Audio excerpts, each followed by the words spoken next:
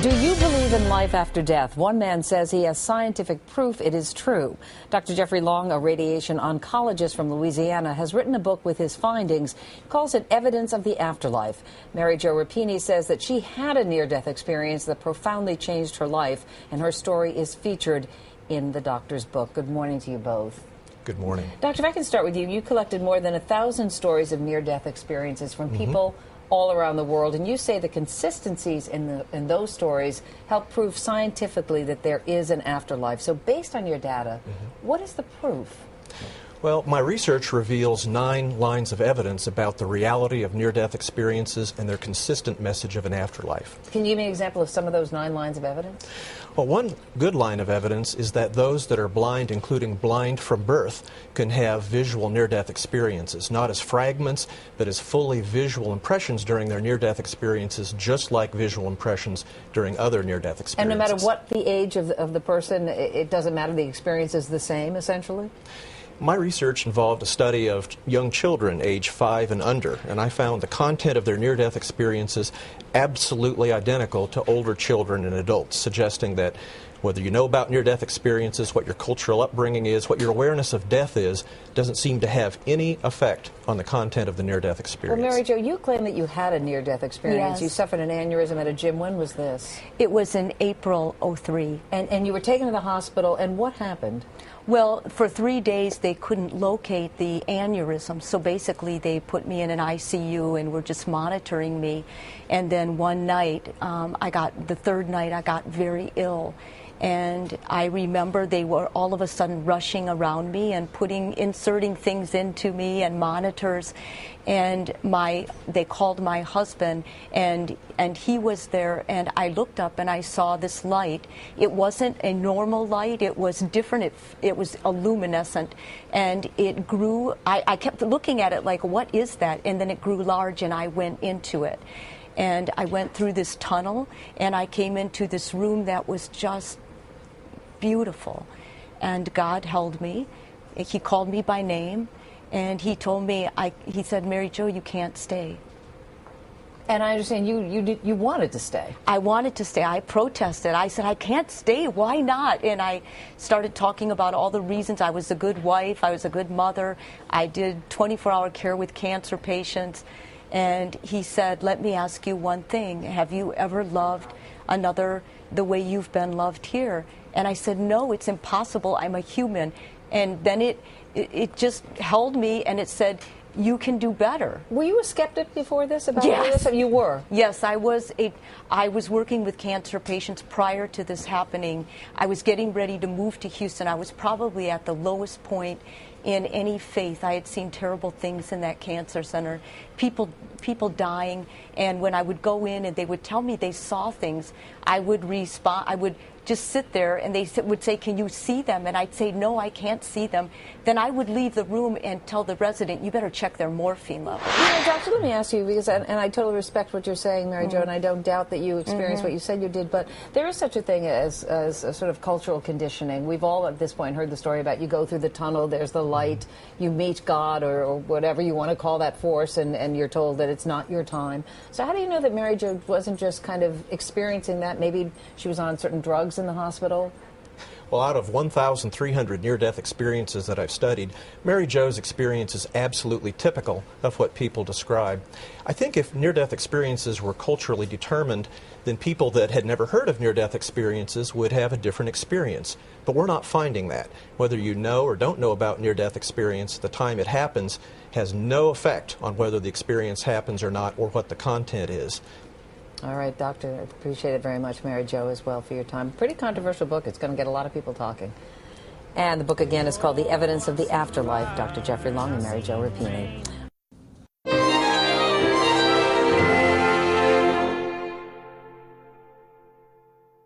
I'm going to be talking about near-death experiences today and some of the latest research that I've been doing involving near-death experience. We've heard from several speakers already.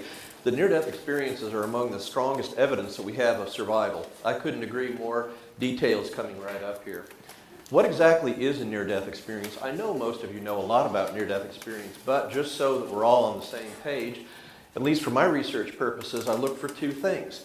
in a near-death experience. You're near death, and that is you're so physically compromised that you're unconscious or may even be clinically dead, absent heartbeat, absent spontaneous respiration.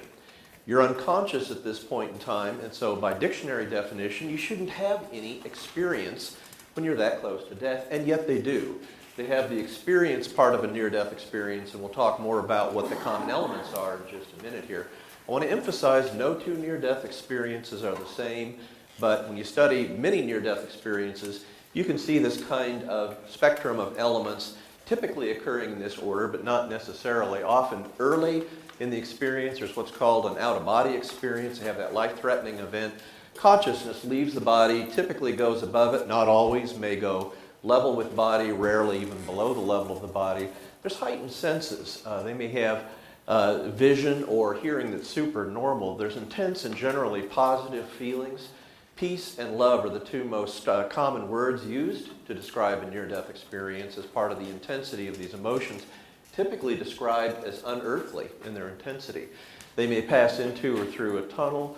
Often at the end of the tunnel is a mystical, brilliant light, and then in an unearthly realm, they may encounter mystical beings or deceased relatives. We'll be talking about that a little bit later. They almost always have a sense of altered time or space. Typically with near-death experiences, almost uniformly they'll say time doesn't exist. Time is not like it is in our earthly everyday life.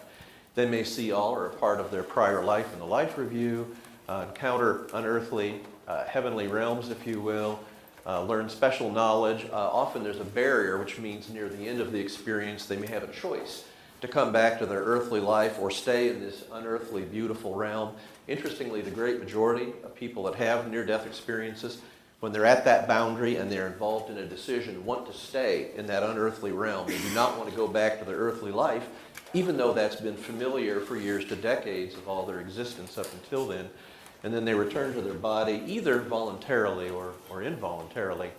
Well, a little bit about hearing my first near-death experience. Again, I'm Dr. Jeffrey Long. I'm a physician. My medical practice is radiation oncology. And it was many decades ago that I was, back in the days when we had paper journals, remember that, instead of reading it online. But I was actually looking up in the Journal of the American Medical Association an article about cancer as part of my training, and right in that article's top line it had the term near-death experience, which I had never heard. I was fascinated, stopped looking for that article and read the article and was immediately fascinated. Folks, I mean, how can you not be interested in what happens when we die? I was amazed when I read that article and thought, after reading my very first article, first exposure to near-death experience, if this is for real, this changes my view of the universe. Consciousness, if you will. This changed everything. Well, many years later, I'm a little bit of a computer geek. I was able to set up a website, the Near-Death Experience Research Foundation. And from the very inception of this website, I had a very detailed questionnaire asking people to share not only a narrative of their experience, but answer many, which is now up to over 140 questions about their experience so that we could learn about it. And that started my NDE research. I want to emphasize it's a public service. We really have not solicited funds for that, and we're all entirely self-funded. Now that was a long time ago, in August 1998, that NDERF became a live website, and amazingly, over the years we've now accrued over 4,000 near-death experiences that are posted on the website, making this obviously by far the largest publicly accessible database of near-death experiences in the world, which has been an inspiration to a vast number of people. I want to say at the beginning of this talk here, it's a basic scientific principle that what is real is consistently observed. And I'm about to describe some striking consistencies and consistent observations in near-death experiences out of thousands that have led me to firmly believe that near-death experiences and their consistent message of, if you will, survival is the real thing. And I have to emphasize special thanks to my wife, Jody. She's a licensed attorney, but is so fascinated and interested in the work that we do. Really, it's a soul calling, I think, for both of us. So even though she's a licensed attorney, she does not practice law and devotes her full-time, probably full-time and a half, to these web near-death experience and research-related activities that we do. I could not do it without Jody. So, yeah, they're big thanks, yeah. It's for real, so big thanks to Jody. Well, Who has a near-death experience anyway? A Gallup poll published in 1982 suggested perhaps as many as 5% of the adults in the United States had had a near-death experience. Well, the bottom line, we can't really predict at the time of a life-threatening event who will have a near-death experience or what the content of a near-death experience will be. Near-death experiences can happen to children, adults, physicians, scientists. We've had near-death experiences from the clergy, the religious, atheists, and even many people who have never heard of a near-death experience and believe no such thing is possible have a near-death experience and then later share it with us. I want to emphasize that the great majority of people that have that close brush with death do not have a near-death experience.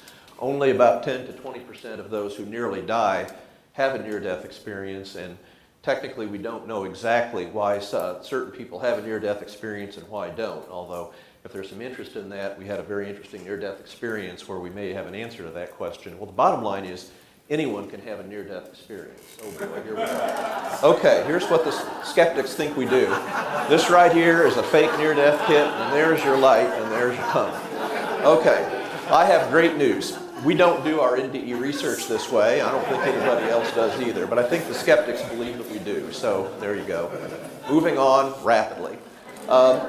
My first book I published was some years ago, Evidence of the Afterlife, the Science of Near-Death Experience. And I worked my tail off to do that. I have a very busy medical practice, but somehow found the time to do that. And oops, 8 days later, it was a New York Times bestseller, which substantially changed my life. And I've been on all sorts of media. I was prouder to be on the O'Reilly Factor until recent events, the troubles we had.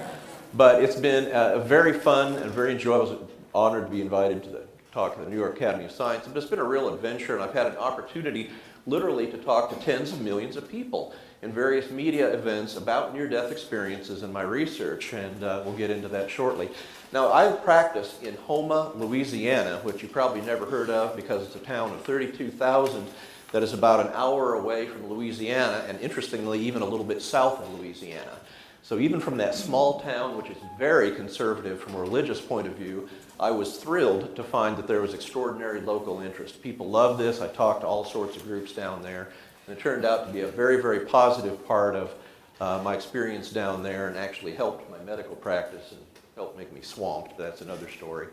Well, anyway, we're going to get into the evidence that was in that first book that I wrote. That had 9 lines of evidence. The survey, the largest survey we had up to that time, had 617 respondents from our online survey. These are sequentially shared near-death experiences, so there's no file drawer effect. But we're going to go over all of these 9 lines of evidence that I think certainly have convinced me, and I think a lot of other people, and certainly those that have had near-death experiences, that near-death experiences are indeed evidence of an afterlife, survival of consciousness, if you will, and they're certainly bespeak their reality. So let's dive right into it. Ed Kelly said that there were 2 aspects of near-death experience that he thought was very evidential. One was near-death experiences during cardiac arrest when consciousness should not exist, and the second being under general anesthesia. We're going to hit both of those, but first let's talk about what happens when you have a cardiac arrest. When you have a cardiac arrest, your heart stops beating. Immediately, when your heart stops beating, blood stops going up to your brain. 10 to 20 seconds after blood stops flowing to your brain at the time of a cardiac arrest, EEG, measure of cortical brain electrical activity, is absolutely flat. It should be absolutely possible at that time to have a conscious lucid experience. And yet, by the scores, we have near-death experiences over the years describing that out-of-body experience consciousness over their body while they are, by all clinical measures, dead with an absent heartbeat, and yet there they are with a lucid, organized experience, and what they're observing later verified. I asked in a survey question about their level of consciousness and alertness. Surely after they're physically unconscious or clinically dead, that should alter their level of consciousness. But paradoxically, among those that had near-death experiences and responded to the survey question, nearly 3/4 said they were actually, during the experience, having more consciousness and alertness than usual. Only about 20% said normal consciousness and alertness. And even though they're physically unconscious, look at that, only 5% said that their experience involved them with less consciousness than, again, comparison to their earthly everyday life. Near-death experiences seem to be a very special type of memory. They're remembered verbatim years to decades later, and that's been proven in several good prospective studies. The second thing that I think is fascinating about near-death experiences, we heard about out-of-body experiences. Well, that's very common in near-death experiences to have that separation of consciousness go above the physical body, and then they can see and hear ongoing earthly events while they're unconscious or clinically dead. About 45% of near-death experiences describe ongoing earthly events as part of their NDE. My research question is very simple. What they're seeing when their consciousness is apart from their body, is it real? Is it validated? Well, there was a good prospective study by Sebom and Sartari that suggested that what they were observing was certainly very accurate, and there's a Dr. Jan Holden who reviewed all NDE literature up to her publication some years ago and found that 92% of these out-of-body observations described during near-death experiences were without any accuracy. She'd call them inaccurate if there was even a single detail that didn't jibe with consensus reality. And for my study, we found 287 near-death experiences that described these out-of-body observations. My researcher's question, very simple. Was it absolutely accurate verbatim? And I found 97.6 of these out-of-body observations were without any apparent inaccuracy whatsoever. And this includes, remarkably, people that have their consciousness separate from the body and then travel a considerable distance from the physical body, far outside of any physical awareness. We actually had presented on television a case report of this type of phenomenon where the person coded in the operating room, had a near-death experience, consciousness left the operating room arena and went down into the hospital cafeteria. From that vantage point, he was able to see and hear what his family members were talking about while he was under anesthesia, while he was coded in a completely different part of the hospital.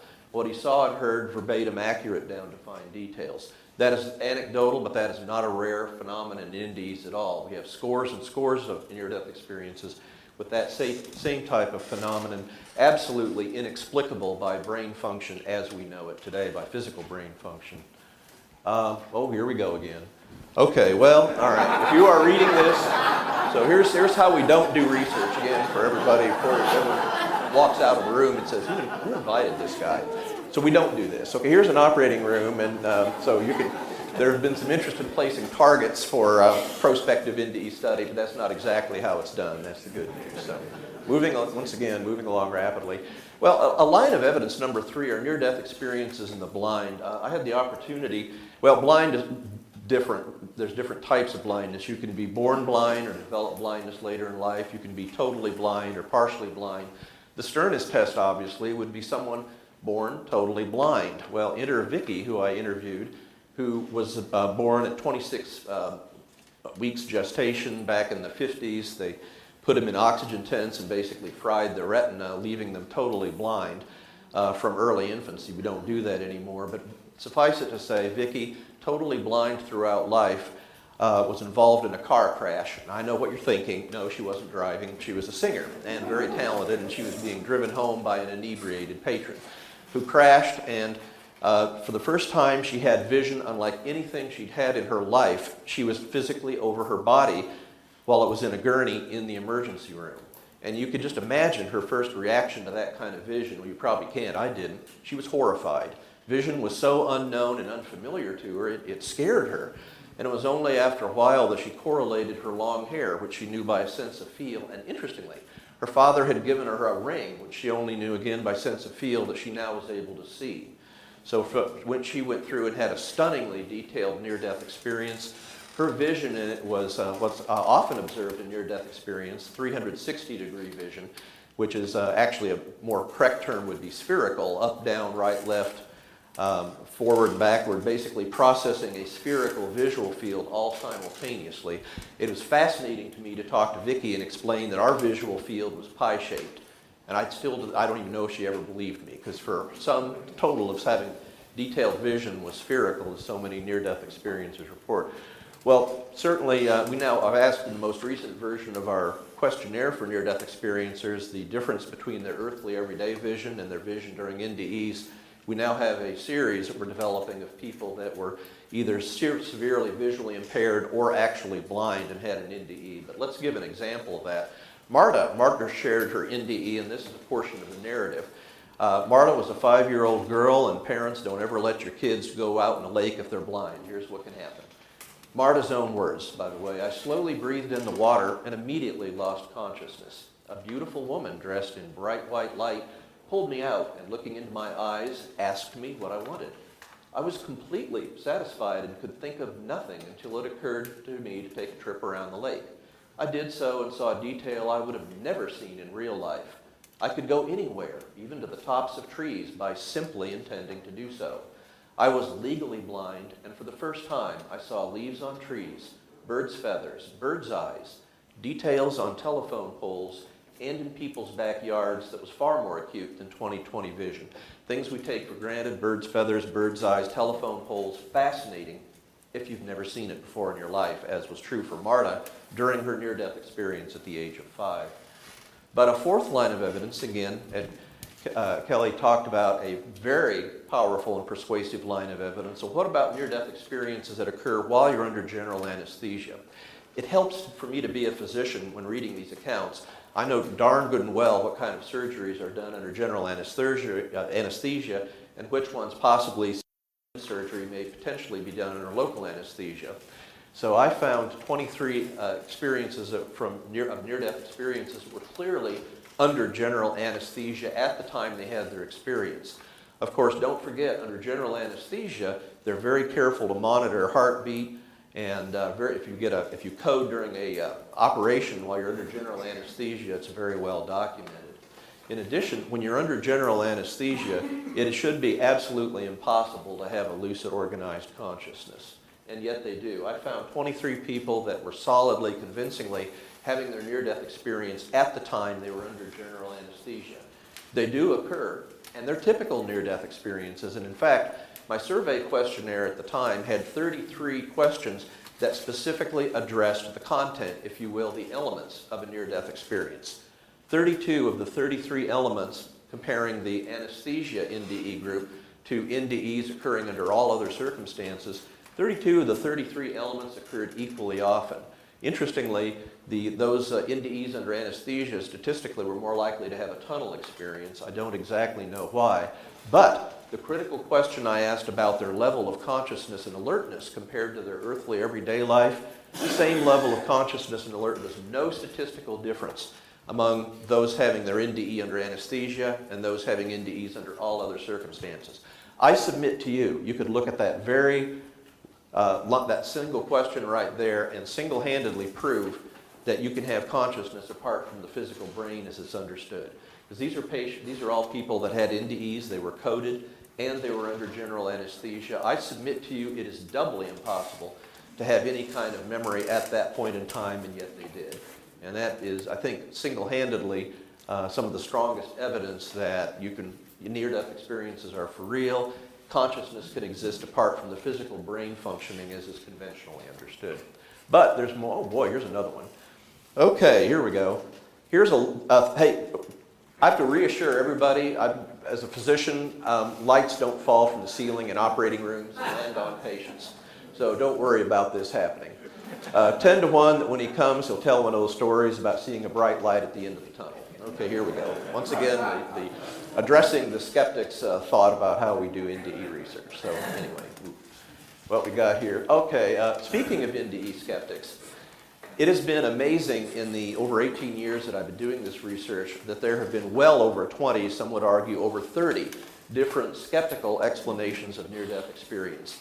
Just about any conceivable physiological, psychological, cultural explanation has been proposed by some skeptic at some time or another. Now, why are there so many different skeptical explanations? The answer is very simple. The skeptics themselves, as a group, are unable to agree on any one or several explanations of near-death experience that make sense even to the skeptics themselves. And it goes on and on. Every year a new skeptical explanation is raised, and I feel like raising my hand and saying, okay, your explanation's right. Are you going to tell all these other 20 people that their explanation's wrong? But we haven't had that dialogue. It would be fascinating. But suffice it to say, skeptics can't explain any of the lines of evidence we're going over today, let alone the totality of them.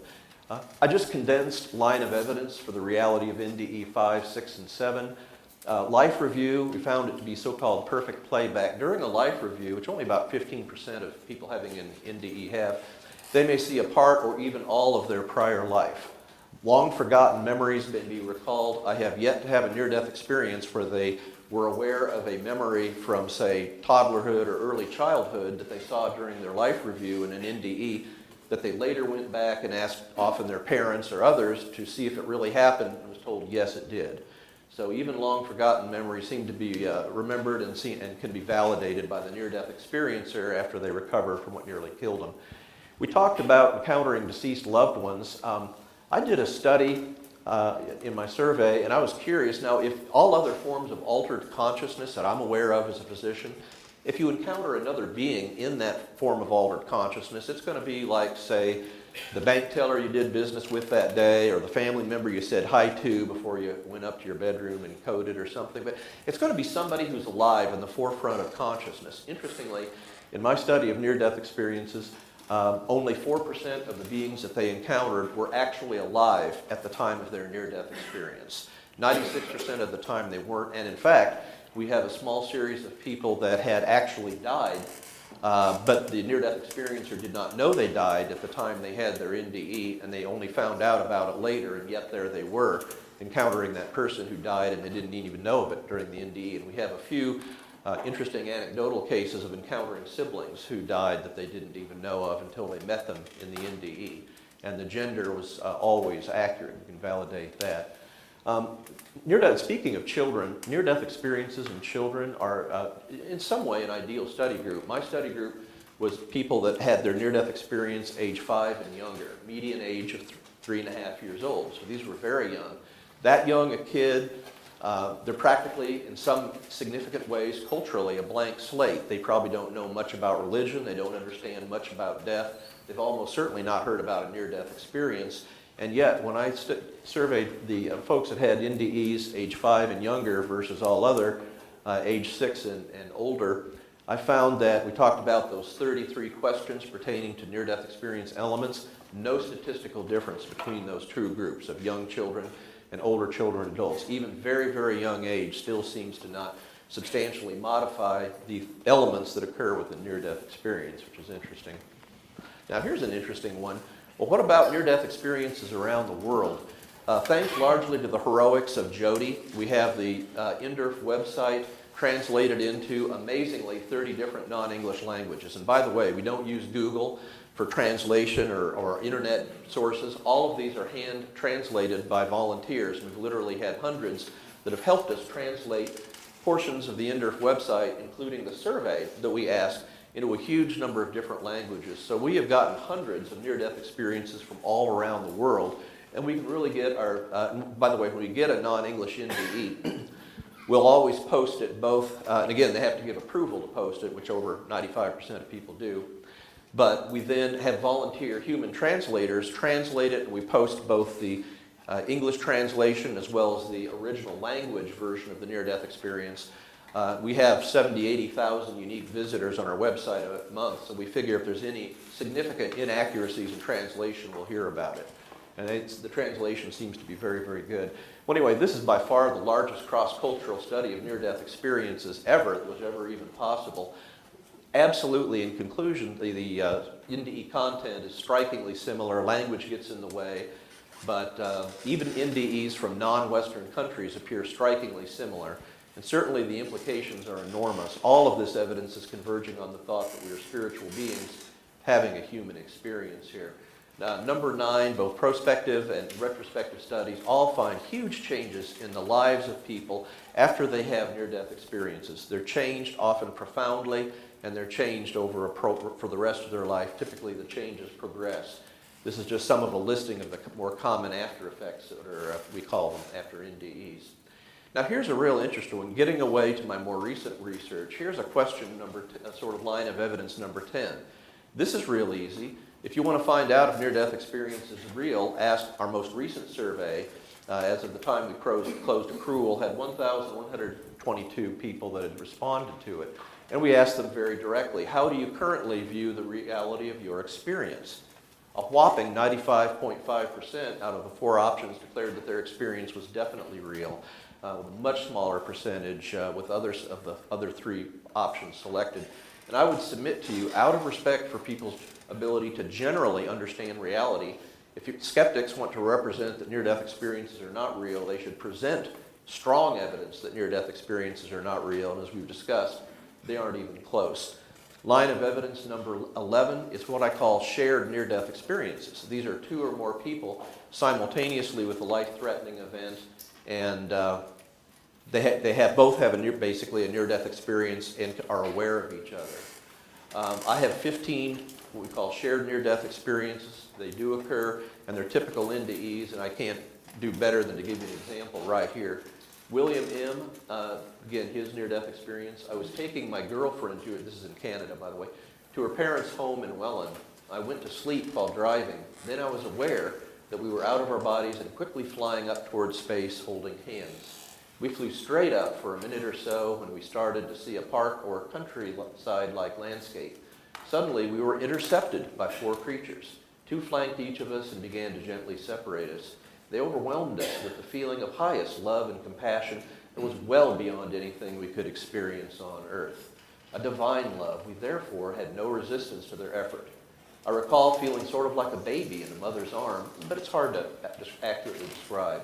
2 of them moved her upward toward the distant landscape, and 2 moved me back downward. I felt so much love, peace, and comfort that I wanted to protest and say, no, please let me hear, but hearing inwardly without ears, or psychically, that I could not stay. Next, I could see my car in flames for maybe a quarter of a mile above. I felt a sensation of falling and awakened in the car. The front of the car was on fire. I moved her from leaning on me, as she was when I fell asleep, knowing that her body was an empty shell. I had left her above with those beings. His fiancé was dead, and they had a shared near-death experience. So that's some pretty powerful evidence right there. Going very quickly in the limited time I have, some of my most recent, I consider a line of 12 for the reality of near-death experience. If there's now, everyone in this room has got to be thinking, geez, if I'm convinced there's survival, our consciousness goes on, what does that mean? Where do we go? We just float around? What's next? Well, near-death experiences have some suggestion as to what, so at least qualitatively, might be going on.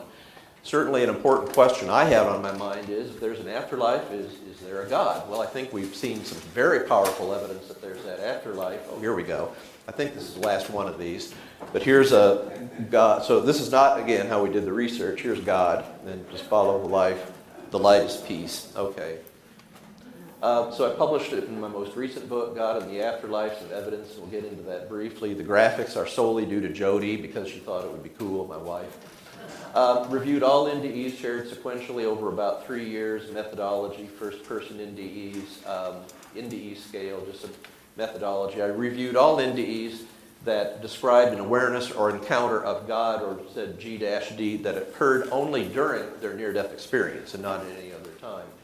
I found 277 near-death experiences describing that awareness or encounter during their experience. Interestingly, encountering God during a near-death experience obviously is not uncommon. And again, what impressed me was a striking consistency across all these hundreds of people describing God. It seemed to be separate from prevailing conventional religious beliefs. Again, I said it's not uncommon. There's the key question I asked in the most recent version of the survey.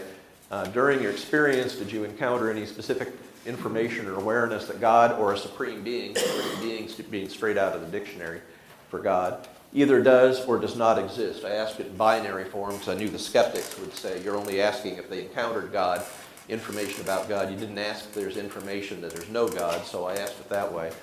Here's the statistics right there. We had a narrative response after this, and I can assure you the text box following this question, essentially everybody answering yes was saying yes, they actually did encounter information or awareness that God exists. In other words, they were not saying they encountered information that God does not exist.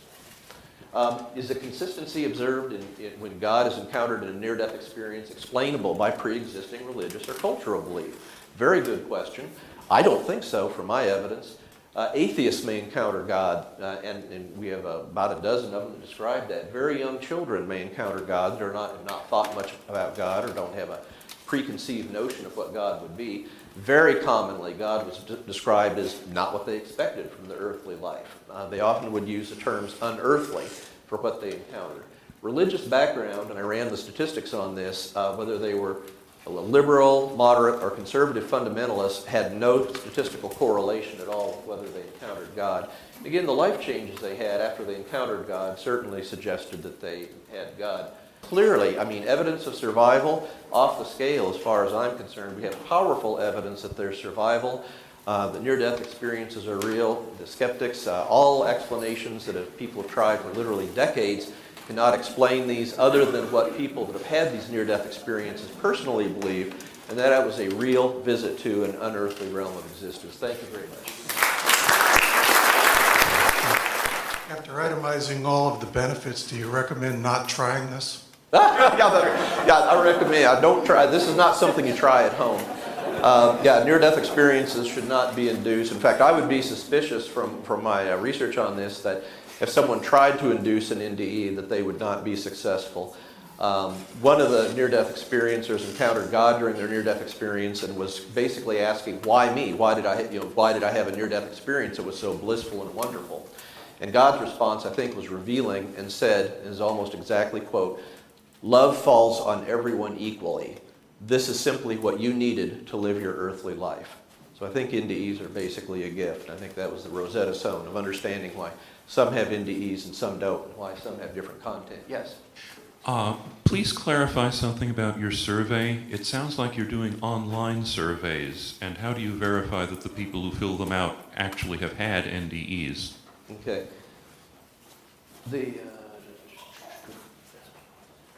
Anticipating the question, how do we spend a lot of effort to minimize the risk of falsified NDEs. If anyone's interested in that, they can take a look.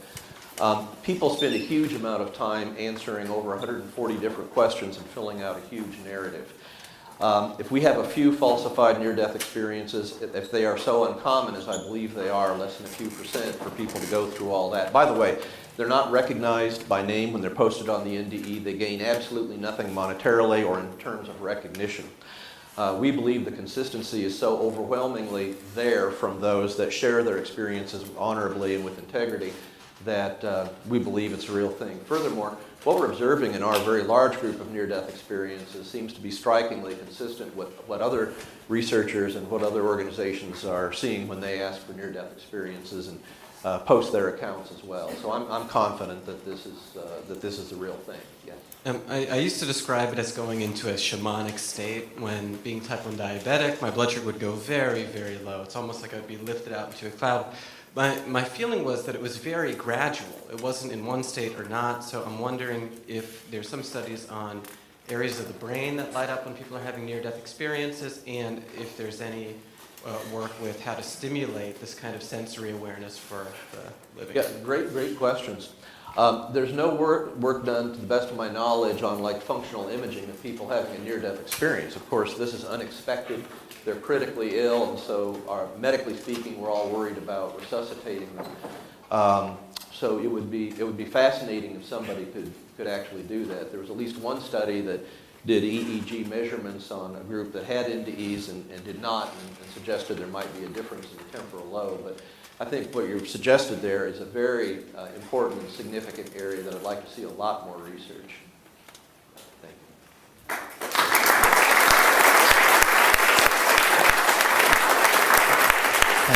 Thanks, Jeff. So my name is Scott Bornstein, and I am a pediatric oncologist, and I take care of children, teenagers, and young adults with cancer. I could not do my job without the volunteers who donate their blood and their platelets for our patients. The reasons why platelets are so important for cancer patients is that a lot of the treatments we use to treat cancer can have side effects. And one of the side effects is it affects your body's ability to make normal blood cells. And so after you get certain types of chemotherapy, your body can't make platelets, and so your platelet count falls, and it makes you more likely to bleed. And so one of the ways that we help and support our patients that get intensive chemotherapy is we have to give them platelet transfusions. I just want to thank everybody who donates their blood to help our patients. We could not treat our patients without you, and you have my heartfelt gratitude. What if you could do one thing on Monday that might save a cancer patient's life on Wednesday? When you donate platelets, that's exactly what can happen. Platelets are tiny cells in your blood that form clots and stop bleeding. If you've ever fallen off your bike or cut yourself shaving, you've seen them in action. But these little cells do their best work helping cancer patients who often lack platelets due to the cancer or as a side effect of treatment. Platelets also prevent blood loss in patients undergoing surgery and organ transplants. Without platelets, patients wouldn't survive. They save lives every day. The challenge? Platelets are in constant demand by hospitals. And because platelets must be used within 5 days, new donors are needed every day. That's why we need you. Platelet donation is a little different than giving blood. Here's how it works. You'll make an appointment at a Red Cross donation center. During your visit, we'll draw blood through one arm, extract your platelets in a machine, and return the rest through your other arm. Relax, watch a movie, listen to music.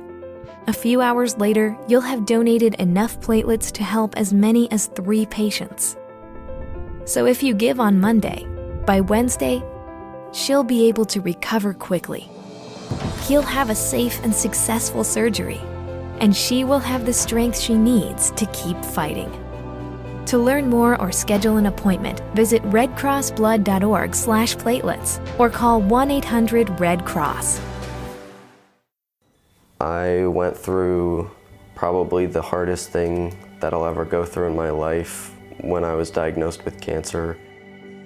As I slowly began to process what was going on, I became pretty afraid and pretty scared that I might not get better.